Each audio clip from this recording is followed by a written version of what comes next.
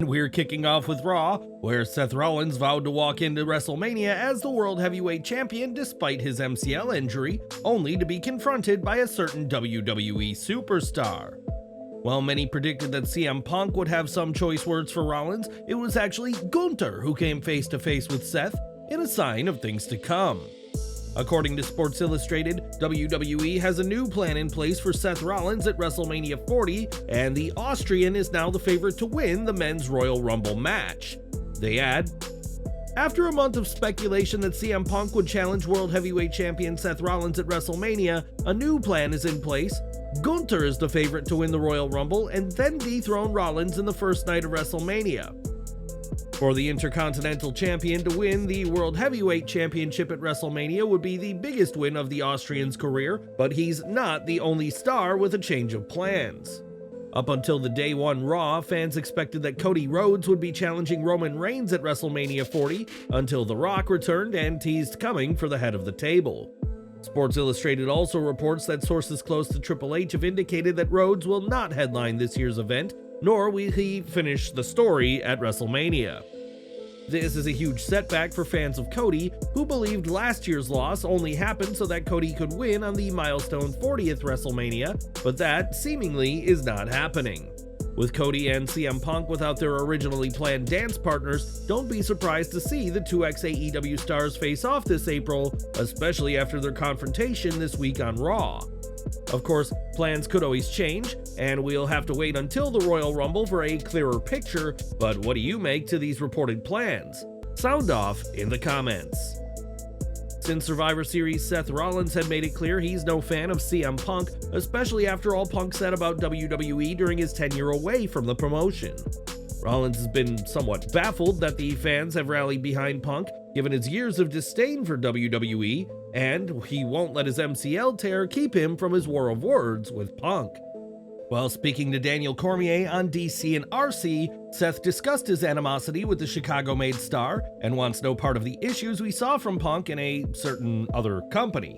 He said, "The Punk thing is interesting, it's interesting. I never thought in a million years we'd be at this point. When he came out at Survivor Series and came back, it was really a surreal moment. In some ways, I'm really happy for the fans, for his fans, that have been wanting to see this moment for him for a very long time. I just don't want the problems that he brings, I really don't. WWE is an incredible place. I feel like I've been an anchor of that for the last decade. In the last few years, we're starting to skyrocket. You look at the Netflix deal, huge news for our industry, for the entertainment industry, for live sports in general. It's going to be a massive shift. I feel like I've been a big part of that. One thing I don't want is somebody like that who has caused problems and been a selfish jerk everywhere he's gone. I don't want him to come in here and ruin what we've done and what we've built. He doesn't deserve a piece of that pot. He doesn't deserve it. He hasn't put in the time, he hasn't done anything, he went away and he stayed away." Rollins went even further, saying all Punk did during his break from WWE was complain, whine, and moan, in addition to trying to tear down the promotion. Despite Punk's best efforts, Rollins said that, "We made this the best and biggest wrestling company," and added that Punk doesn't deserve to be the reason for a potential dip in success for WWE. Rollins expressed a sense of pride in being considered a prized asset alongside Roman Reigns, as they are both two of the biggest stars, even if they won't be competing regularly for some time. In Rollins' case, that's because of his MCL tear, and on the show, Rollins said his ACL is intact, which is a crucial factor in his recovery. While the MCL will require time and rehabilitation, Rollins aims to be back at full strength in approximately a month and stressed on his first match back not being at WrestleMania. Instead, Rollins highlighted the need to test his condition and ensure he's in good form before the event, and wants at least a handful of matches before WrestleMania to do so. Rollins acknowledged that the rehabilitation process will be challenging, but expressed gratitude that the injury was not as severe as it could have been, potentially sidelining him for 6 to 9 months. This injury comes at a terrible time for Seth and WWE, but it could have been worse, and we can only hope to see a recovery from Rollins in time for WrestleMania 40. Back in September, WWE made a huge deal about signing Jade Cargill, but after a handful of appearances on TV, it's been months since fans saw the former AEW TBS champion. Fortunately, there are exciting prospects on the horizon for Jade, as PW Insider reports that Cargill's debut is being talked about by higher-ups in WWE. While her participation in the Royal Rumble match has not been officially confirmed, there are strong indications that she will be present in Tampa Bay for the upcoming event. Cargill has been diligently training at WWE's Performance Center, preparing for her eventual debut in the promotion, which many believe could come as part of the Women's Royal Rumble match. Ultimately, we'll have to wait and see if Jade makes her WWE in-ring debut in the Women's Rumble match, but expect a strong performance by the ex-AEW star if this is the case. Royal Rumble news now, as the annual event is just days away and is synonymous with surprise returns, and fans could see quite the return in the Women's Rumble match. According to PW Insider Elite, Sonya Deville could make her return to the ring at the 2024 Royal Rumble event after being on the shelf since July of last year. Deville was present at the WWE Performance Center recently and is expected to be a part of the match, which would be her first after suffering an ACL injury last year. That injury led to Deville's first championship reign in WWE, a women's tag team title reign with Chelsea Green coming to an end, and Green has since formed a team with Piper Niven. So far, only 6 women have declared themselves for the Royal Rumble, including Becky Lynch, Nia Jax, and Bayley, and don't be surprised if Sonya Deville joins them in this weekend's match. Over to AEW Dynamite, which opened with Samoa Joe welcoming the crowd to Savannah, Georgia, and while it wasn't long until Hook showed up, Joe escaped while Hook dispatched of security. Hangman Page and Penta then held the first match of the evening, and it was Hangman who scored the first near fall after a standing shooting star press. Anyone who's followed AEW or the careers of these men specifically would expect nothing less than a good match out of them, and they did not disappoint in this match of counters and 2 counts. Joe on commentary was a riot as he asked who raised Hook, which got a laugh out of Taz, and in the ring, Page scored the win with an impactful buckshot lariat.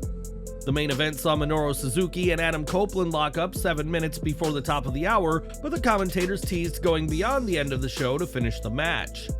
AEW clearly learned its lesson about not playing Suzuki's entrance music, and the pair wasted no time in throwing hands, and neither secured the advantage in the first exchange. When they tried again, Copeland went down to his knees after a hard hit, part of the Hall of Famer's great selling for Suzuki, but he was able to get back up quickly after.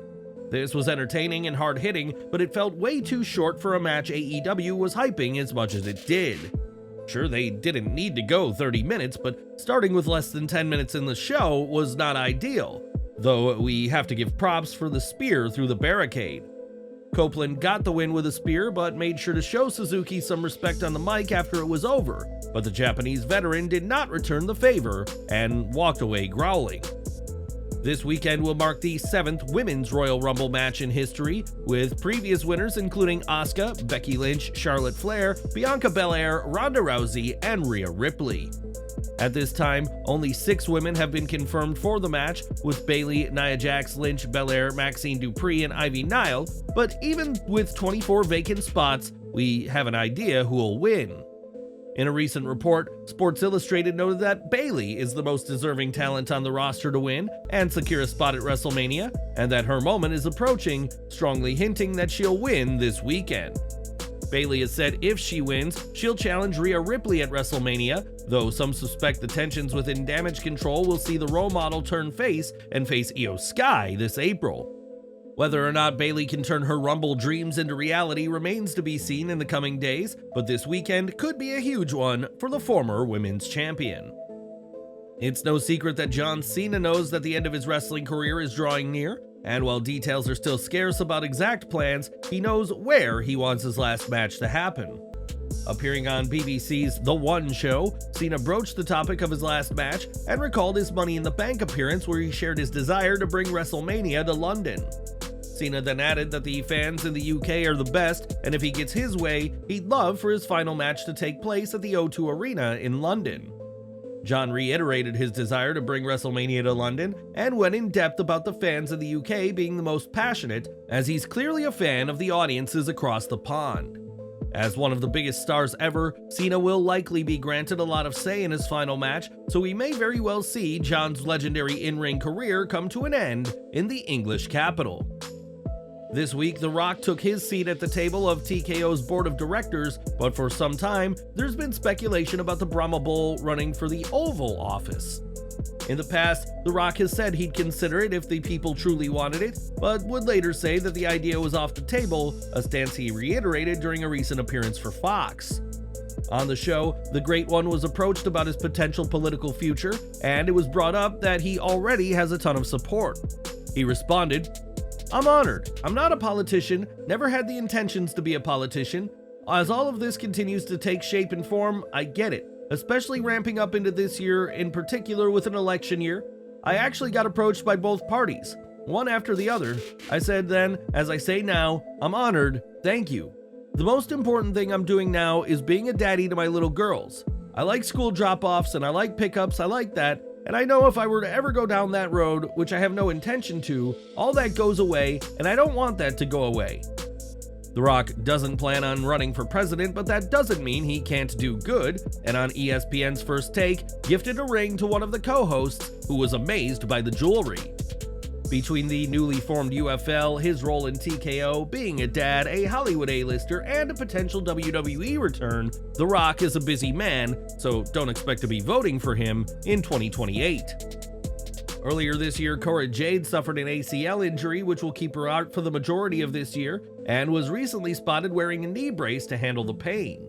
Jade is the latest in a list of several women who have suffered ACL injuries in WWE NXT, leading to questions about the training methods used at the Performance Center in Orlando.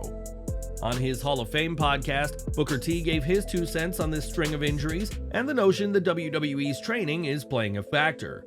He said, "A lot of the young talent are getting injured these days, and I was reading an article about the way the training may be taking place these days may be having something to do with injuries with the talent on the roster. And me personally, I really don't agree with that, because they're not getting injured in training, they're getting injured while they're working. I mean, right or wrong? I mean, that's just my point on that. But my thing is, a lot of young talent, just like say for instance Sol Ruca, Nikita Lyons, and now Jade have had injuries, and the thing is, a lot of the guys have had injuries as well.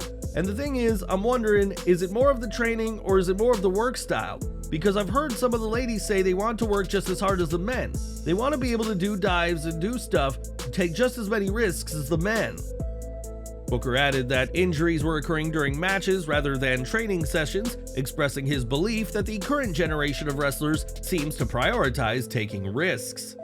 The Hall of Famer reflected on what he sees as a shift in mindset, with today's generation being willing to take high-risk moves regularly rather than focus on longevity in the business.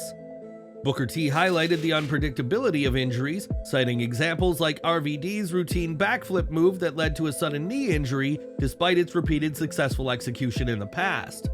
Booker ultimately attributed the increasing injuries to the evolving wrestling style characterized by a greater willingness to take risks, with these young stars throwing caution to the wind. But what do you make of all this? Do you agree with Booker's assertion that the talent are taking more unnecessary risks in the ring? Let us know in the comments below. Right now, Mercedes Moné is one of the hottest free agents around, but after talks with WWE broke down over money, there's been speculation that she'll eventually be All Elite. Moné appeared in the crowd at All In last August, and Tony Khan has said in the past he'd love to have her on board, and it may not be much longer before that's a reality. On Twitter, Andrew Zarian of the Wrestling Observer replied to a thread where some fans asked about free agents and said that Moné is going to AEW soon. Mercedes Moné would be a huge acquisition for AEW's women's division, but for now, nothing is confirmed, though it may just be a matter of time before the ex-superstar is All Elite. Back to the Royal Rumble, and with 24 spots open in the women's match, fans are intrigued to see who will fill those spots, with some suspecting that Alexa Bliss could be making a comeback.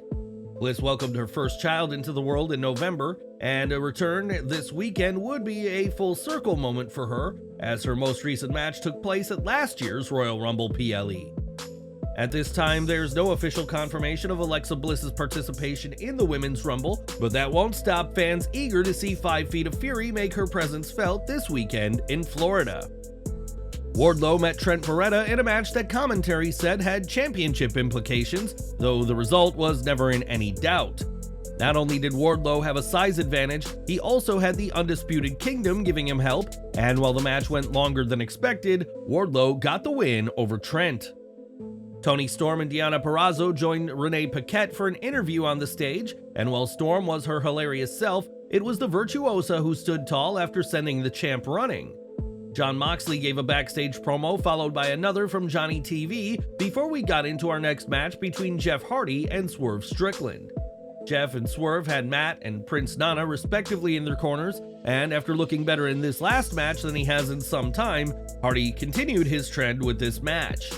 Despite their lack of experience together, Jeff and Strickland displayed chemistry, a testament to Swerve's ability to seemingly be able to work with just about anyone.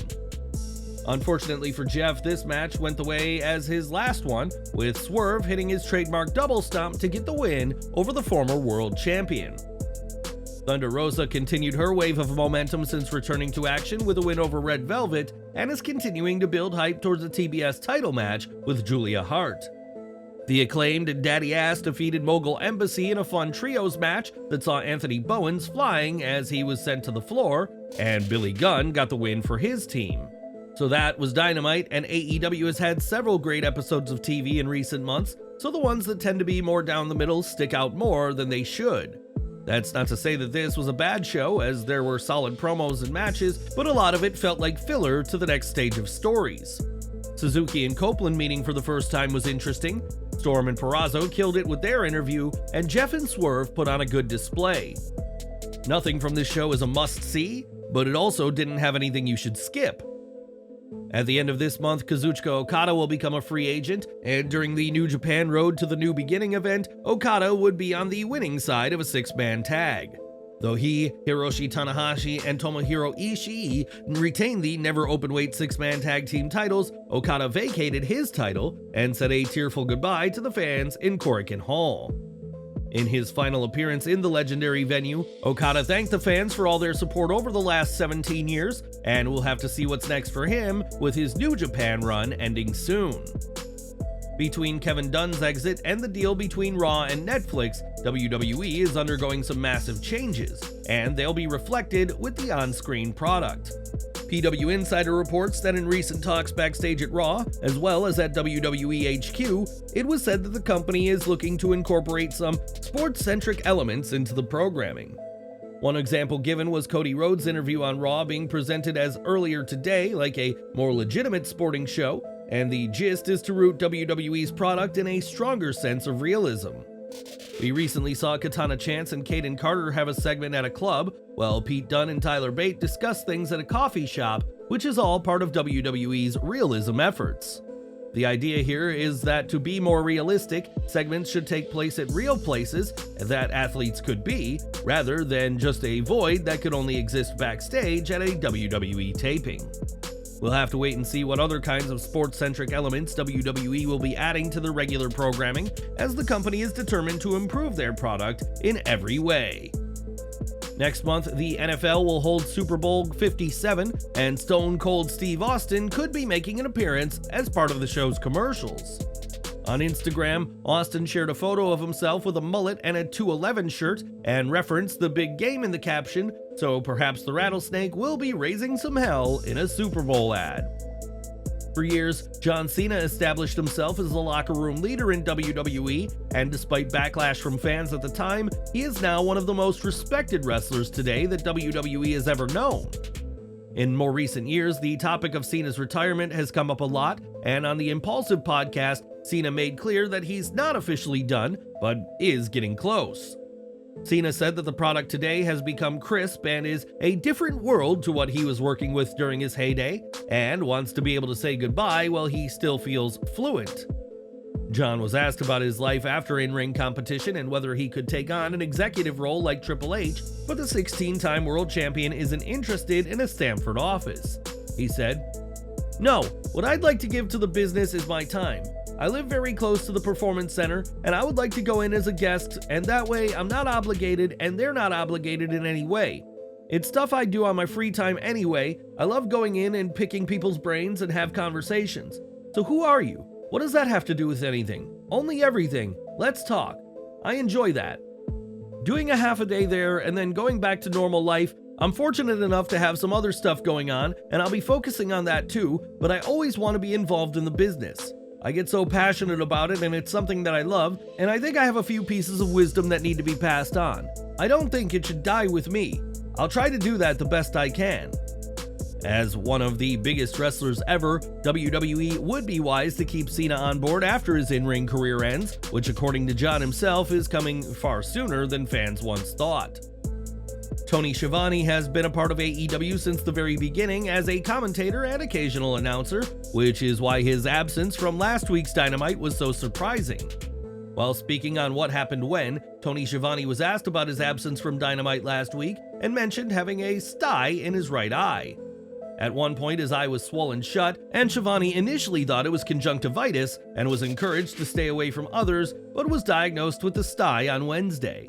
Thankfully, Schiavone has made a full recovery and was back on last night's show, and it was great to hear from the industry veteran, and we are wishing him the best. During the main event of this week's Raw, Damian Priest took on Drew McIntyre in a singles match. R-Truth ultimately cost Priest the match by unintentionally distracting the referee.